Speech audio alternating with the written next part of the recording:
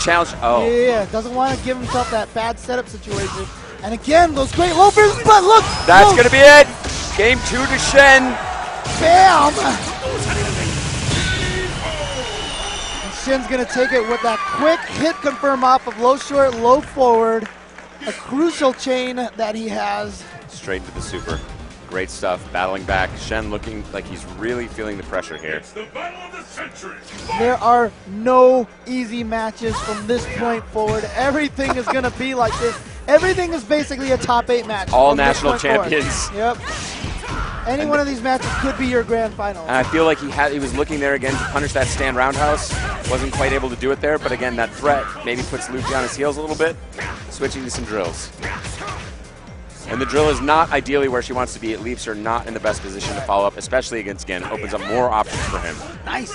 Whip that stand roundhouse and just throw out another one right away. Knew Shin was going to try to close the distance. And he hasn't been put off that stand roundhouse at all, and that's a critical part of this game. All right. Okay, what setup does he have? Oh. Goes for the hijinks, and again, we've discussed this before with Gen. Don't quick rise. Yeah. Just not worth it. You see him walking forward. Now Luffy's been making money off that. Oh! Beautiful completion. Did he? No way. There we go. Okay. Luffy has been making money with that low slide after Soul Satellite. Too much. So what is Shen worried about in that situation? I think He just wants to back up. Throw. He's just so worried he's about that back- throw. Take the throw. Yep. Throw's a throw. Oh, okay, he's got that crumple off of that stand roundhouse. Like I said, Luffy has not been discouraged from it at all. Oh, there it is! The ambiguous jump attack. Nice pursuit. Smell the backdash from Rose. Gets a dizzy. And just like that, Shen answering back. Well, what do you know? The next round decides it. A last round on a last match. I What know. do you know? What do you know? Evolution 2013. But he's got to be careful because Shin has all that meter. Any touch is going to lead to a super now. And now Rose also building that meter, not being forced to go to the EX drill too often for escapes. Oh, there it is! And that's early. But this is basically a CBS2 match now. They just want to land their super meter. He's got one. Oh, no, he spent Good that pursuit. super Oh, meter. wow. Luffy just burning the meter to get out of trouble. Doesn't want to get caught in any more shenanigans. And Shin Wow. just purposely poking in Yes. to get hit by those because he causes the block stun on Luffy so he can't take advantage of it. Love that decision. And to try and avoid any bigger damage, just got to smother that threat. Yep. It's like a fire that's burning. You got to put it out before it gets worse. All right, here we go. What's the setup? Wow, he did nothing. He was trying to bait out the uppercut. Didn't quite happen. And Now Shin Luffy on not his with heels. enough meter. Okay, he goes in for the Overhead surprise. chip. That's no. Oh! Wow, surprise. Okay, what's he got? No, He not tried enough. Yeah, he tried to get a counter hit on that close stand forward. Repeat the throw, and there it is! Shin gets him with the low strong. And Luffy clearly visibly hurt by that. And there's some excited person. Very I don't know if happy that people. has some relation to Shen or not, but And Luffy right now, full of enthusiasm she you was. know, very somber mood. You know that he felt like he just had that. He was right there. He was right there to take He was, that. yeah, the victory is on the table, and it just sort of slides away from you, and it's just trying to maintain that focus through the whole thing can be so, so difficult. And obviously Luffy, again, I think one of the stories here for me of the past year has been the real strength of Europe, and everyone's Yeah. like, oh, Reinhardt, okay, he beat some guys or whatever. Like, that guy does like level 3 focus attacks and crazy stuff and whatever. I think Ryan has looked incredibly strong. I think Europe in general has looked strong. Obviously, the French have a great tradition of Street Fighter. Very, very strong. We've seen for many years. I'm looking for that opportunity, but national pride on the line also really playing a factor here. But I think we'll see more from some very strong French competitors going forward. You probably saw it on GamerBeat's shirt. He is sponsored by Aver Media. And Aver Media here, they're producing this Live Gamer Pro. This is actually a really cool little gadget here. You can record without a computer. You just plug HDMI in and an HDMI out, and then you can just start recording directly just from the machine Someone itself. told me you can plug, like, I don't know, component cables into this thing or something I think too? so. I think it has That's an adapter insane. for that. Yeah. And then Yeah. and then the other cool thing about it too is I know that the device itself actually does a lot of the work, the compression and the encoding on it itself. So even if you use it as a capture device for streaming and such like that, it basically makes your computer do less work than a lot of other capture devices. Takes the load off, so you don't have don't lag spikes and little slowdowns here and there. Exactly. So just use the promo code EVO13LGP. That's LGP for Live Gamer Portable. Cool piece of tech. And PR Rog here. I saw Eduardo earlier on stream. I saw him earlier just wandering around. He was super happy because he had defeated Snake Eyes to get in the top 16 winners. And Snake Eyes has been playing an incredible tournament. Very, very strong stuff from him. And really the Eye of the Tiger. I love his focus. I love his Zangief. Great stuff. But PR Balrog, where do you feel his focus is right now? Because he's really been split, and I feel like sometimes it's over in Marvel, sometimes in Street Fighter really shines, but it seems like it's been waffling in like a strange way where I can't really figure out where his core game is. Obviously one of the most talented players in America right now, obviously representing Puerto Rico, the shining star. I'm pretty sure he has a lot of focus in this game. I mean, judging from his expression after he walked up to me and was like, I made top 16. But actually, this is a surprise, but not a surprise. San Diego's Chris King, one of the best Vega players in the country, here also in the winner's bracket. Nice completion there on the focus. Yeah, he's a player that doesn't get as much play as a lot of these other guys here in the winner's bracket. But a very solid player, very strong player. And Vega, rarely a hype character, but really a smothering character and very, very dangerous. It's so easy for him to snatch victories away from you. Yep. He's not a high damage character. He just gets his little damage on little nicks here and there. He just sort of sits back and slowly kills you with a few things and really sort of limits your options. Not a blow-up character, doesn't get in there and go crazy. Ooh. That is the second full crumple we've seen, which is important for against the in the Balrog match. Oh, great read there. PR Balrog going for 3 in a row, but oh no. And again, I was asking myself, why is Chris at that range? Because that puts him back into the jab range for Balrog, which of course what he lives and dies by. Here we go. Big damage off that, but it's going to take one more. Mix-up? What? Oh, smart stuff, he knew. He read it. He read the EX to get out of jail, and PR Balrog does have a slight tendency to go to the EX rush, and he knew he had a damage to suck up a hit. So genius stuff there from Chris King. Well-earned round 1. Oh, wow. That was so late. Delicately back-timed backdash there. Don't try that at home, kids. I think that's a PR Balrog only. Your results may vary. Oh, nice. Hit confirm off of that. Low strong just read it. And here we go. Oh! Drops the combo there, unless he was going for possibly some sort of mix-up with a throw. Letting loose with that focus again. Chris King looking very dangerous here. Great throw, carrot throw off of that block. Wow. He tried to catch him. I think he was going for the stand roundhouse blow up on counter hit. And that's frustration for PR Rog because he's trying these frame traps, and then all of a sudden that time Chris King goes for a quick throw. Yeah. So he's like, oh, here we go. But he's going to save it. He does it again, but it's too far because Vega's move actually pushed him out of range for that combo. That's crazy. He still gets it. Wow. That's PR Rog with a few bonus points. Yeah, he's like, I got away with some stuff there. Maybe 3 or 4 things in a row.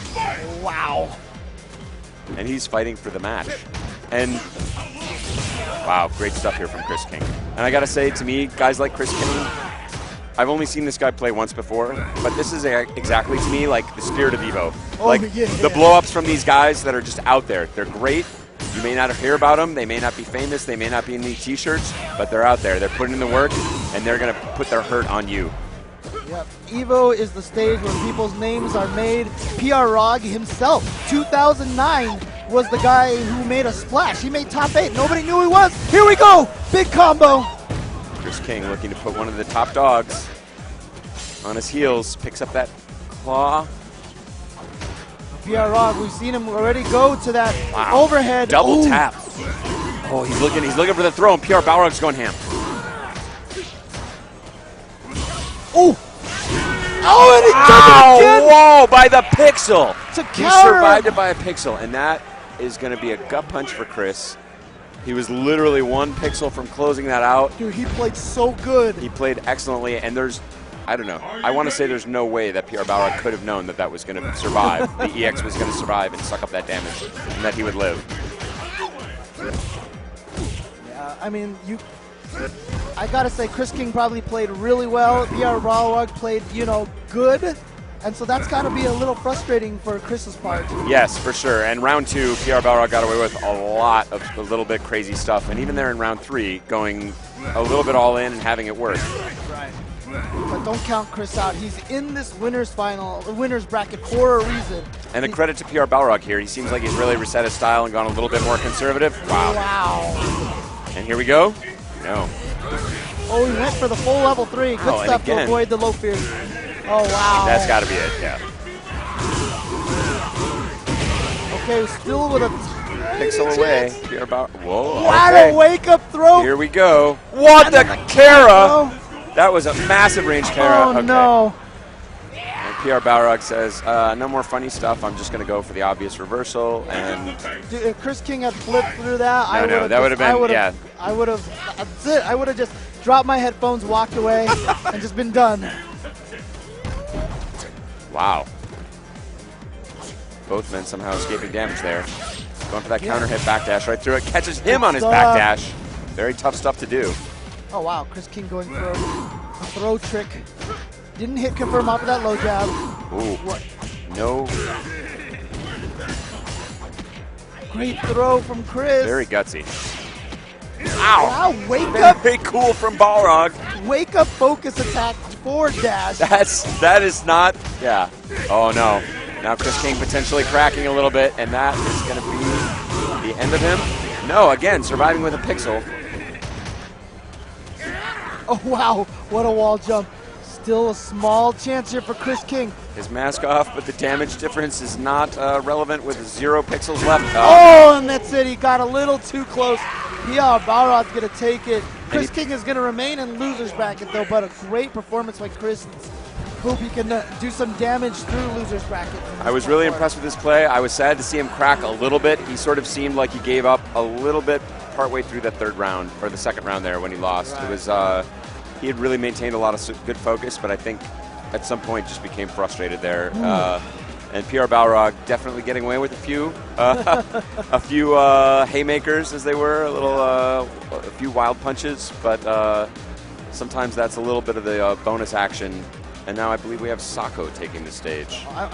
So here's the thing, right? Sako, he's either a Kami player, a Ibuki player, or an Evil Ryu player. Yeah, and all of them are brutal. And like his Evil Ryu stuff, like that's a character that I think a lot of people had written off until they watched him play, and just put on an incredible show. So we'll see if he has a little research into his opponent here. Yeah, and one of the things that we always have these members of our community who do amazing stuff. Neo, aka Golden Boy Neo on Twitter, has started this company, the Underground Syndicate. He has a bunch of t-shirts. You can check him out at the undergroundsyndicateshop.com. He's a hustling young man. Yeah, absolutely. Working hard. Yeah, I mean, I love it. Like, obviously, Mad Cats, Markman, right? Broken Tear, Kugi, yes. All these guys doing so much work in the community. And he is going to go with Evil Ryu. And I think the crowd's excited. Oh, he's calling it in. Yep. Now I want some advice. And the best thing about it right now is that... Calling him Mr. Wizard, that's no good advice. Oh, no, here comes his training partner. It's like, Wizard is not going to, yeah. A lot of people, if they don't know, maybe they're thinking that's Sako using Kami. Yes. But no. Sako, he loves Evil Ryu, and Evil Ryu is one of those characters that, you almost kind of like Kami in his own way, that if he touches you... The knockdown is very explosive. And the amount of damage that he can do is ridiculous. Huge output. He is kind of a meter hog, which I think is part of what people feel like had sort of held him back. But, yeah, incredible stuff. The Topanga League play that I saw from Sako with Evil Ryu was really, really incredible stuff. I believe he won the Topanga League. Oh, did he? I want to say he did, yes. I believe he came out on top of that. Playing a variety of characters, but really incredible stuff. Yeah, I'm going to be curious. If he does lose with Evil Ryu, you think he might switch to Ibuki or maybe go for a Kami mirror match? He's got that in his bag, and obviously character switch, not a common phenomenon in Japanese tournaments, but... At this point, if I was Xiao Hai, I would pause the game and go away and say, you don't get any practice session. You don't get any combo practice, Sako. Sako, of course, known as one of the 5 gods of Japanese gaming. Well, Japanese fighting gaming. Yeah. I mean, when the guy has a combo that's named after him in Vampire Savior because he is pretty much literally the only human on the planet who can do this combo with BB Hood, Yes. you know something's going on. It's a bizarre combo. It's slightly Oh, unholy. wait a second. Wait. Wow. To Wow, quote- we to got quote- tricks. To quote Yipes, wait a minute. Wait a minute. We got tricks.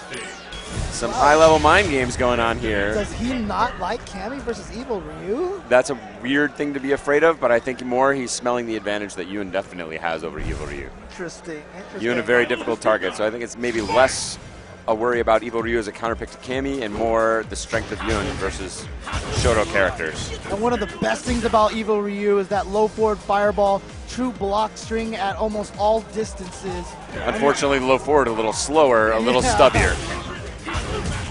Oh, didn't quite get the combo off of that. Yeah, we'll see. It is the crowd, I think, calling fraud so far on this Yun, but there's no way. Oh, here we go. Big damage time. Wow, and he's going all the way in. Gets the And hard there's the knockdown. cross up.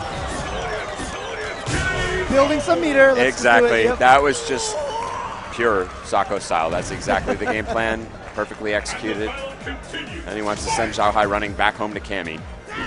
Says, look, you can't just beat me on paper here with the Yun versus Shoto. As it happens, they don't call me one of the gods for nothing. Oh, ooh. Didn't get that link again. I know. There's a lot of suspect things happening here versus his Oh, execution. here we go. Cammy. Oh, wow. going for some fanciness. Didn't quite get it. And Sako's one of those players. You know what? He's going to style no He's matter going to what. go for it. And in this position, you have a chance to really put a mark on your opponent. He was a little out of range for that final short. Oh, good frame trap there. Wow. Reed with that uppercut, not much you can do. Burning. Look at Evil Ryu dashing Dramatic in. dash. Oh, give me your throat. Definitely evil. Now, I got to suspect a change back to Cammy in this Dude, situation. I love. Wow. And the crowd on their heels, just like me. I did not feel that Yun looked strong. He's gambling a lot on this pick. I'm a loss for words. Do you really believe that Cammy is a bad matchup in this fight? I don't know. I have to think he just thinks that Yun is a very strong matchup against Evil Ryu rather than Cammy being particularly weak. But we have not seen that, and again, like, he's just straight missing things. Here we go. All right, getting his rhythm in a little bit. Oh, Wow, lets him get away with that one. yeah, I know. And Evil Ryu's teleport, a very slow Yes, teleport. it's a bit sad as teleports go. It's always a little depressing looking. It's like he's when he taking does the it. bus or something. Like, I'm just going to mosey on back here. Yeah, Oh, here we go. Big damage that's going to be time. it. Yes. Yeah. And Xiaohai, is he going to regret this decision? And he made it with no question. He just went straight to it. He didn't even sit on the select screen or think for a second. This may be a set play for him if he encountered this kind of, Shoto. But obviously he's played as Cammy against a lot of strong Shotos. You know, I wonder if Wizard would have said use Cammy. Maybe that advice from Wizard. Yeah, maybe he accidentally called in Wizard advice, and yeah, there's a reason he's running the tournament instead of winning the tournament. Yep, exactly. Oh, here we go. Big combo time. Oh, no. Lets him go there at the end. Yeah, Sako with a drop. Uncharacteristic drop. Oh, here we go. Ganesian time. What combo does he got? Oh, no. Again, See, a drop this is, combo. oh no, this is a really bad look. And Very the troubling. audience is so Yeah. flabbergasted. And shout outs to the Evo audience for even being aware that, yeah, there's some softness shown here. And again, that's not going to be it, but it's a bad look. The meter is gone. Oh, and he just backs off out of throw range, takes out Xiaohai. Still, the only person who could know what was going on is Xiaohai. I'm definitely puzzled by this. That can't be the situation he was hoping for, but it was just such a competent call. I don't understand it. Cammy, obviously one of the top characters in the game, Yeah. who has very few bad matchups at all, and Evil Ryu is not one of the characters I would have thought would be a bad matchup. No, I mean, not particularly. And again, I will say that I think Yun is a stronger matchup than Cammy against Evil Ryu, but that Yun, frankly, had some clear flaws and just straight drops and questionable choices. It didn't look like he had the polish. I mean, the level of polish on his Cammy is extremely high. That's how we saw him go deep last year. I believe he ended up 5th. And up next, Tokido. Does he got Space Invaders on his shirt there? What's going on? Murder Snowflakes? face Tokido. He's toned it down a little bit. The hair is a little more conservative. Yeah. It's the softer side of the murder face. Yeah, and he's going up against K-Brad, who has really, since that win over Infiltration at Seasons Beatings, has really been able to maintain himself in the limelight of this game, doing very well. A strong Cammy player, but he's going to be going up against one of the most experienced Akuma players in Tokido. Now, a lot of people, I've always said that I think Akuma actually beats Cammy, but a lot of people think Cammy beats Akuma. Here's the thing, though. Tokido has a lot of experience from playing Sako. Sure. I remember they've had first 10s with Akuma versus Cammy before, so I'll be curious to see if Tokido can handle this match. I will say that K-Brad, for what it's worth, plays a very different style of Cammy than Sako. Yeah. Sako a bit more measured. K-Brad goes in there, goes nuts, gets crazy, and makes it pay. Oh, we've got matches going on the loser side as well. On SRK Evo 3. Stream 2? Stream 3? Yeah. Go on and check that out, but it's going to be hard to get a lot better. It's all gold. Oh, wow. Here we go. Got right under there. Was that a read? That was awesome. I love that. Yeah, great start here from K-Brad. Oh, no. Great read. And that is the dizzy right there. Perfect read. What? Sako combo? Oh, well, he went for the hard knockdown. Yes. He went for the hard knockdown. Oh, just wow. answers that. That jump ain't safe. You know, K-Brad looks like he's just getting out of bed. Quietly good blinking. Stuff, good stuff. That was super smooth. He couldn't have asked for a much better round. All began with that great read of the short cannon drill under the air fireball.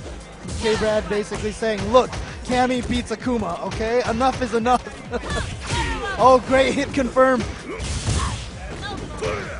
Fair trade for the meter burned by Tokido. Tokido can use the low roundhouse a little liberally. Cammy can punish it with a super, though, so he's got to be careful once he builds up 4 bars. K-Brad changing styles a little bit here from the first round. Seems much more content to let Tokido try and play his keep-away game, but just building his ultra, basically with no damage yet inflicted so far by the distance game from Tokido. Oh, again, getting right under there. And I like that. Didn't go for anything aggressive with a fierce. K-Brad freely burning that meter, saying, no problem, I'll get it back. Dangerous throw. Oh, no. And here comes the Vortex. Oh, no. Caught him in the backdash. And that's all it takes. I feel like K-Brad played an excellent round. I'm just curious there. Like, I wonder if K-Brad just tried an uppercut. He had enough for the FADC Ultra. Maybe just didn't get it out or something. Hard to say. Maybe wanted to bet on round 3. All right, good damage to start off.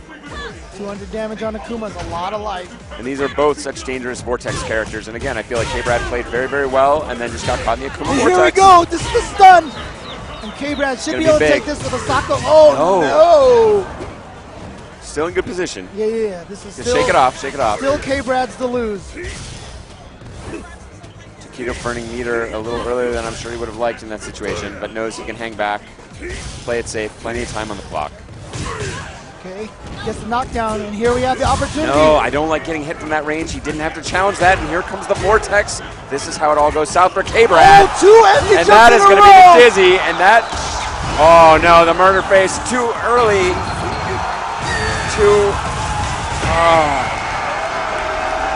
And he's up in front of the screen. That is unprecedented. He's up the ante. And K-Brad's like, did that just happen? Looking at Flash Metroid for some advice. You see Dominion running up there. And the murder face is on. And that's the dangerous. These two characters, basically, they vortex each other to death. It's so much momentum in this match. But I can't believe Tokido went for 2 empty jumps in a row like that. Yeah. When they least expected here we go. Big damage, and here we go back to that Vortex. Goes for the regular. Oh, no. Why would you go for the drill in that situation? K-Brad sometimes, talked about this before, has some troubles with the hit confirms into the cannon drill. All right, good stuff there. Good uppercut to get that momentum down, but now Tokido just going to go into the fireball. That's hard to imagine that ending differently, and now, just like that, we're looking at match point Tokido after an incredible first round. And a strong-looking second round from K-Brad. Just like that, he could be snuffed. Good blocks from K-Brad, though, on those regular dive kicks. But here we go again, Vortex. Oh, he went for the empty, but this time K-Brad said, no, not again. Oh, that's going to be big. Here comes Cammy's damage. He just needs one more good sequence to get the stun, and there it is. And he kept him in block stun that whole time to maintain that stun. Oh. Wow, 1 pixel away. No! Oh, no! the button! Wow, and that's going to be healthy damage. This is all comes down to this mix-up. Oh!